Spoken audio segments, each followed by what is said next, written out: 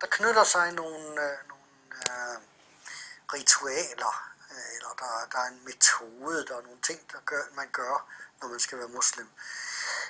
Og når jeg siger muslim, så er det fordi, det er et arabisk ord. Når man siger muslimer, så er det en dansk flertalsform af et arabisk ord, så der ligger trykket anderledes. Men når man bliver muslim, jamen, så skal man erklære sin tro på, at der ikke er nogen anden Gud end Allah, altså at der kun er én, skaberen, den almægtige, hvad vi nu vælger at kalde ham, og at Muhammed var hans profet, og i erklæringen om, at Muhammed er hans profet, er så implicit også, at vi tror på samtlige andre profeter. Det skal man erklære, man skal forstå, hvad det er, man erklærer, man skal kunne forholde sig til det, man skal være forstandig nok til at forstå, hvad det er, man siger. Og så skal man også være klar over, at islam så forpligter en i nogle bestemte henseender, altså eksempelvis til 5 daglige bønner, og ingen øl og ingen svinekød, og hvad man nu kan stille op, sådan alle de regler, der er. Det skal man så være klar over, når man tager islam på sig. Og hvis man så kan komme og sige, og det kommer der jævnligt folk til mig at gøre, måske 50, 60, 70, 80 stykker om året, hvis jeg så kan godt gøre, jamen her har vi et voksen og forstandigt menneske, som har truffet den her beslutning, og det ikke lykkes mig at skubbe vedkommende ud over kanten ved at sige, jamen du skal lige være klar over, at bordet fanger, og du forpligter osv. Hvis de så stadigvæk sidder og siger, jamen det er helt i orden, det har jeg forstået, og det jeg skal alligevel, så kan man bare sige, fint nok. Så laver vi selve troserklæringen, der skal så være 2 voksne muslimske mænd som vidner, når de laver den her troserklæring.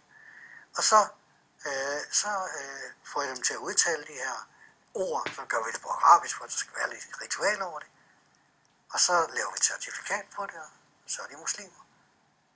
Og så må de naturligvis selv derfra sørge for at få lært de ting, der ligger, altså bøn og faste og hvad det nu kan være, ting man skal have lært.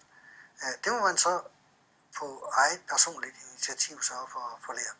Man kan, nogle steder i landet kan man nok tilmelde sig sådan nogle begynderkurser, eller man kan få en coach på, eller et eller andet. Jeg plejer gerne, hvis det er her i vores regi, så plejer jeg gerne at tage fat i nogle af de andre og sige, at der ikke en af jer, der vil lige tage opgaven med at lede vedkommende de første par skridt ind ad døren her.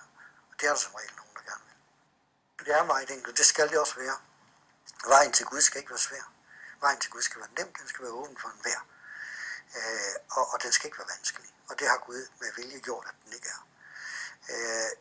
Så kan man sige, at i det øjeblik, man så er blevet muslim, og islam her, når vi taler om det på det niveau, så er det altså ene og alene troen på den ene Gud og troen på alle hans profeter. Og det er det, der gør, om man er muslim eller ikke er muslim. Når så man er blevet det, jamen, så er det klart, så ligger der så nogle opgaver, man skal til at begynde at lære. Men det er jo lidt ligesom, hvis man melder sit barn ind i skolen. Så forventer man jo heller ikke, at et barn, der bliver meldt ind i 1. klasse, kan løse 2 ligninger ud af 2 ubekendte, eller kan stave til Mississippi uden at gå galt i byen, eller et eller andet. Så giver man sig til at lære, og så starter man helt nede fra børnehaveklasse eller 1. klasse, og så lærer man. Der er så nogle grader her. Her er der faktisk der er en særlig, et særligt pensum, eller et særligt kompendium, som man kalder den nødvendige viden, altså en viden, som alle muslimer skal have. Eksempelvis, hvordan man beder, hvordan man vasker sig til bøn og sådan noget.